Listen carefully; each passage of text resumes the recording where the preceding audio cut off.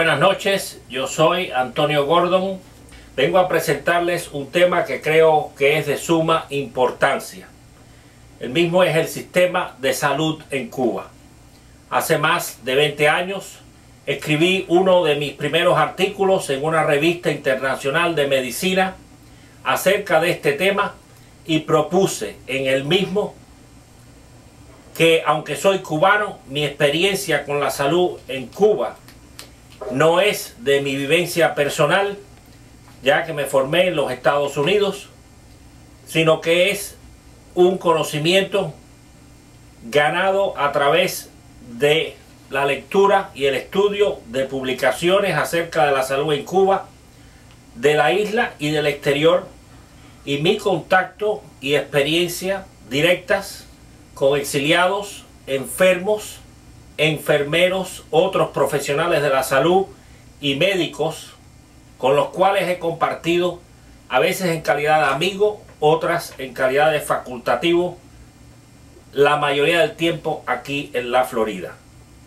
Con esta mezcla de experiencias y vivencias, creo que puedo presentarme delante de ustedes para compartir mis experiencias y depositarlas allá en la isla en forma de semilla, de manera que más tarde, con sus propias experiencias y hallazgos, tengamos derecho a ver frutos que sean de beneficio para todos los cubanos.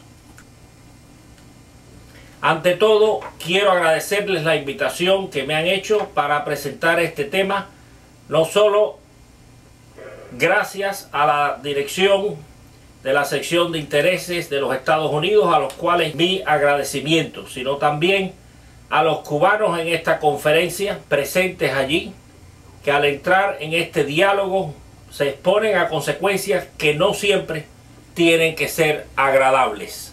También es menester, obviamente, reconocer los miembros del cuerpo diplomático y de la prensa en La Habana y otros invitados. El plan general de mi charla es el siguiente. Empezaremos con un resumen de la situación de la salud en Cuba antes de 1959 como un trasfondo, e inmediatamente espero pasar a los logros indiscutibles del sistema de salud cubano, y entonces abordaremos otras características del mismo, de las cuales espero contestar preguntas más tarde. También quiero hacer un breve resumen de la experiencia de los países del antiguo bloque soviético, ya que en esos países sus ciudadanos pasaron por un trauma nacional después de la disolución de la alianza que por muchos años sostuvo la economía y los servicios sociales del mundo comunista.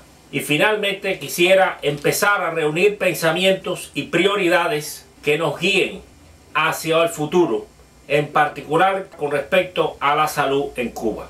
Más allá de cualquier actividad sanitaria que pudieron haber llevado a cabo los aborígenes cubanos, los primeros médicos que trabajaron en Cuba lo hicieron como empleados de los gobiernos locales, del cabildo, etc. Muy pronto surgieron en la isla múltiples instituciones que atendían la salud de la colonia española y la emergente sociedad y nacionalidad cubana. Ya para finales del siglo XIX se perfilaban en la historia de Cuba la organización de centros regionales. Eso de regionales se trata de regiones de España, el centro asturiano, el centro gallego, etc., en los cuales se brindaban múltiples servicios, inclusive servicios de la salud. A principios del siglo XX, estas organizaciones crecieron y muchas de ellas se convirtieron en magníficos centros de atención médica desde todos los puntos de vista, inclusive desde el punto de vista docente, ya que algunas de ellas, como el Centro Asturiano de La Habana, tenían su propia revista médica de respeto y distribución internacional. Se experimentó también en el siglo XX un aumento notable en el número de hospitales y centros de atención de urgencias a nivel estatal y provincial y municipal en casi todos los centros urbanos de la isla. A mediados del siglo pasado ya estaban en apogeo en Cuba los centros mutualistas y las cooperativas médicas, brindando servicios médicos a muy buena parte de la población. Estos eran los centros de salud en donde el usuario podía obtener servicios médicos pagando cuotas que iban desde 2 a 5 pesos mensuales. Es preciso anotar, sin embargo, dos variables. La primera es que la medicina era mucho más primitiva en aquella época en Cuba y en todo el mundo. Mucho más primitiva de lo que es ahora. Los avances técnicos y terapéuticos desde entonces han sido muy considerables. Y la otra variable es que 2 pesos de aquella época eran 2 dólares del año 1950. Y por supuesto, 2 dólares del año 2005 no compran ni una pequeña fracción de lo que podían comprar 2 pesos o 2 dólares del año 50. De manera que no es factible esperar pagar lo mismo ahora por un servicio de salud de lo que se pagaba hace más de 50 años. Sin embargo, con esos métodos y esas cuotas, y a pesar de que solo un 30 a un 40% de la población cubana tenía acceso inmediato a los centros asistenciales, Cuba aparecía muy arriba del tercer mundo en lo que respecta a la expectativa de vida y a la salud, y en otros renglones sanitarios también, como ven en la lámina que aparece en la pantalla.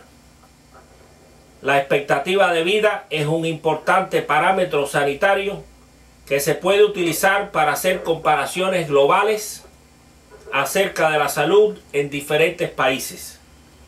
Cuba estaba en realidad a la cabeza del tercer mundo, un poco más por abajo de Europa, la Europa del Oeste y Norteamérica en 1955.